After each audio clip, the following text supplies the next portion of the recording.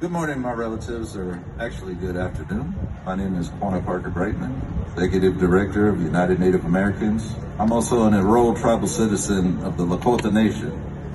And it's a great honor to be here. I'm really excited about today and what we're doing as a movement, as a people, together. I see a lot of faces around here that I've worked with. I see a lot of new people too, which means that we're reaching out and getting more people involved, which is what we really need to do to create a real systemic movement for change for all of us, equality for all of us. Beautiful. Now, just to give a brief synopsis of who we are as UNA, we were founded here in 1968 in the Greater Bay Area of San Francisco. We were involved in the takeover of Alcatraz, Wounded Knee, a couple long walks across country. Had a group one time that took over Mount Rushmore and reclaimed it for my nation, the Lakota Nation. I recently was out there back in South Dakota, and it's a very redneck racist state right now, unfortunately. Very red, ugly, Trump everywhere, during this time.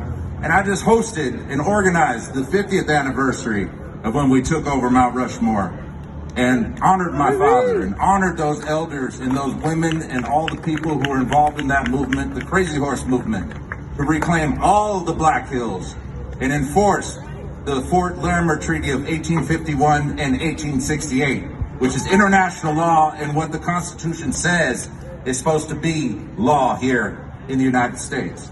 Now, for indigenous people, our rights are constantly oppressed every day in the city, the counties, the state, and of course the federal government. I'm sick and tired of seeing our treaties being treated as nothing. That is international law. That is what they came to us in our 500 nations many years ago and said, hey, we want to make peace with you. We would like to make peace with your nation so that we can stop this endless war. Okay, cool.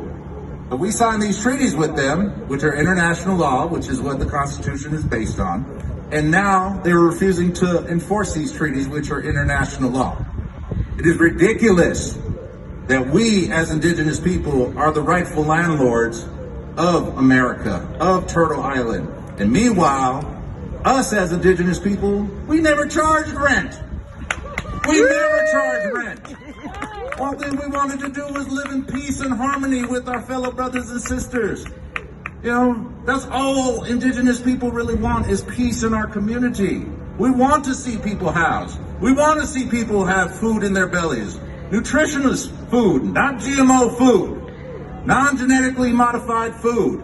We want people to have clean water, clean air. These are basic human rights that we have and that we must enforce every single day.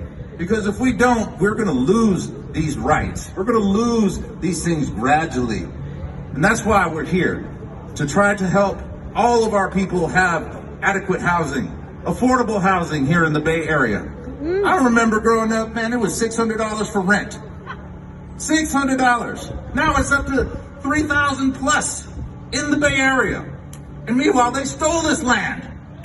Why don't they ask the local indigenous tribe whose land it is, the Ohlone, especially here in the Greater Bay Area, how much they would like to charge for rent? Why aren't they contacting their elected leaders? Why aren't they contacting their tribal councils and talking to them about how much they want for rent? That is what needs to happen. That is what needs to change. Indigenous voice needs to be heard, and we need your help to get justice for our people, to get justice for those missing and murdered Indian women who have been raped and murdered and raped and pillaged just like Mother Earth. I'm tired of seeing the fracking going on in this state.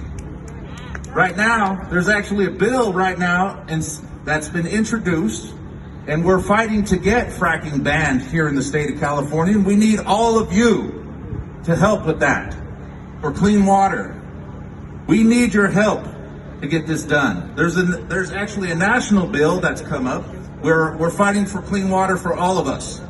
And we need every one of you, all the organizations in the civil rights movement, to band together, form our coalitions, form that mighty fist, and take back our rights. Take back our rights to clean water, clean air, affordable housing, these basic things that we all need to survive as a people. It's 2021. It's time that we come together as one race, one blood, and one people. It's time we start thinking as one people. Because we are one people, one race, one blood. It's beautiful to see that. I love seeing people here, many different backgrounds, many different people. We're all human beings. Let's not buy into the racism. Let's not buy into the hate. Let's let that go and embrace each other with love and peace. That's how we can sustain our movements. That's how we can continue with giving and sharing our love and our heart for each and every one of us. Thank you for allowing me to speak. Thank you for all the work that everybody's doing. Keep it up, guys. We need it.